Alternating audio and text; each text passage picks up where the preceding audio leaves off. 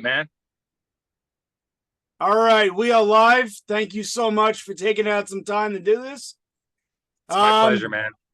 yeah, man. So let's jump right in. I'm dying to hear about Heroes, Great. and it kicks off its world tour with a concert on October 11th.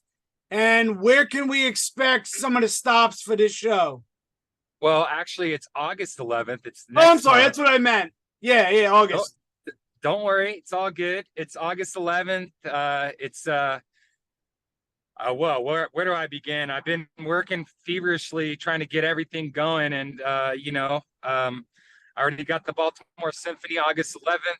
I got the Cincinnati Pops, the first ever video game music concert they're going to present is Heroes, and it's on September 16th and 17th at the Music Hall, followed by the Atlanta Symphony, September 21 and 22nd. We have dates in Monterrey, Mexico on January 31st, February 1st in Mexico City at their arenas there. I'm just working, man. I'm trying to get as many shows as possible to get this show out to the public so that everyone can see what I'm working on. That's amazing, man. I love it. So, going from shows like you had a Final Fantasy show, last time we spoke back in 2012, you had a Legend of Zelda Symphony of the Goddess concert. How Yep. does this show differ from them?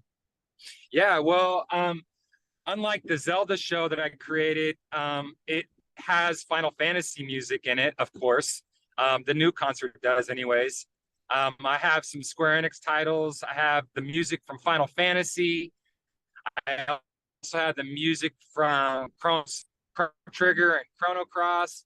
So, Square Enix is represented. It's just the whole story. Okay, so basically, this show evolved out of the monomyth from Joseph Campbell, may or may not be familiar with. He did a writing called The Hero's Journey. And so what I've done is I've kind of used that framework to create a show. I hired Nigel Carrington from Dear Esther fame, Oh, Jessica Curry, who's the composer of that game, and the Chinese Room. And so he's taken us on this journey. And so what I've done is I've broken it down into chapters. And like I said, Nigel Carrington is providing the voice, and we're taking you on this journey. So, for example, the call to arms. I have a video game that I've chosen for that particular chapter. The belly of the whale. I've taken a game called Blades, the Elder Scrolls series, and I plugged that into that particular chapter. So we have this really amazing framework and visuals from Dear Esther during the narrations. Of course, Nigel Carrington, Jessica Curry music.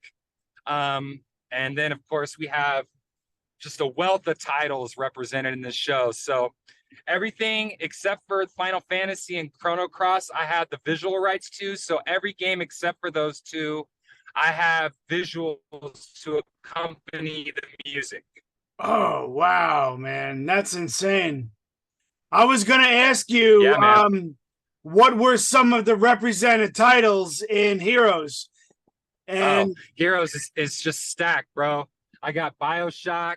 I got Portal 2. I what? basically have every game that's top 20 all time as part of this show. I got Halo. I have Journey.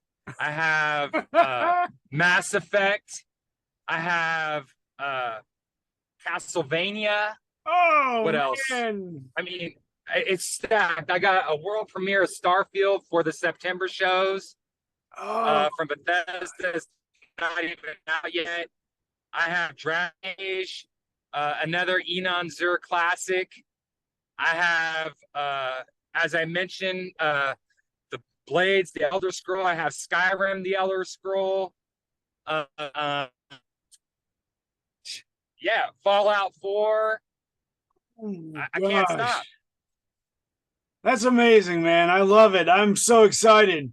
What would you say for you is the biggest challenge when creating a video game music concert, Just, the biggest challenge is just making sure that everyone knows about it. Just having a soapbox where I can just kind of, just being able to talk about what I love and am so passionate about. Ever since I was a kid, I've always wanted to produce. I've had a lot of successes with the biggest titles in the world, with the original Final Fantasy concerts that I created, to the Legend of Zelda concerts that I created, to, doing ever in the theater in Chicago. I mean, these are things that I will always treasure. Seeing Hironobu Sakaguchi and Yoshitaka Amano and Nobuo Uematsu coming out in 2004 to grace everyone's presence in LA, with their likeness. I mean, these are moments that I don't take for granted. And this is everything that in my 20 years of doing video game music concerts kind of culminated in this show that I'm creating. So, you asked what the greatest challenge is just making sure that everyone knows about it. Sure. That's the greatest challenge. I love it, man. That's crazy. Like you mentioned, a JMP Entertainment is celebrating 20 years of doing this. And yes, let's see. So your first inaugural concert that you did was Dear Friends, with which was music from Final Fantasy. Yes. Did you think we would still be talking about these shows today? I mean, 20 years is amazing. Yeah, except for I thought I'd be still producing Final Fantasy concerts.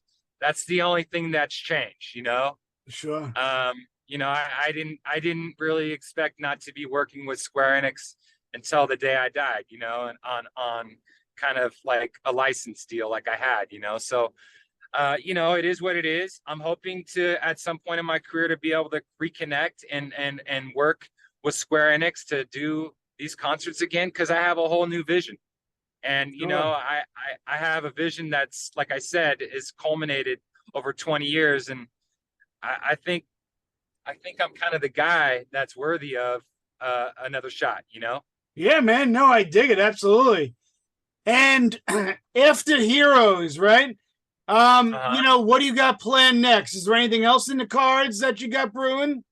Oh, yeah. I'm kind of, right now I'm doing so much. I mean, I've been working on a Picasso Symphony project since the pandemic happened. I'm working on other IPs, popular culture IPs, artists, things like that. I've created a new format for a show that I'm hoping to reveal here soon, with popular culture icons, that I can't really discuss, but like, these are the things that I'm working on. And these are the things that, I also have coffee shops in San Francisco Bay Area, where I'm from.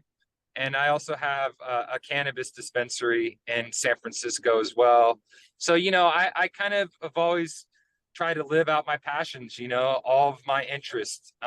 And I've been very blessed and able to do that. That's amazing, man. I love it. That is super cool. So yeah, my wife always likes me to ask one question at the end. She wants me to ask, is there anything that you've wanted to be asked about your shows that no one has ever asked you before? Like, did I miss anything? Tell me, Well, that's a very valid question. She always says to ask it, so yeah, I would just say, maybe how's your day going? Sure. Yeah, no, I'm doing really good. So I love it, man. Thank you for being here, and I'm blessed to be able to talk about what I love with people like you. Oh, I appreciate it, man. Well, listen, I'm gonna get the word out about this, and we'll talk again soon, Jason. All right. All right, man. You have a really nice day. All right. Thanks so much. You too, bro.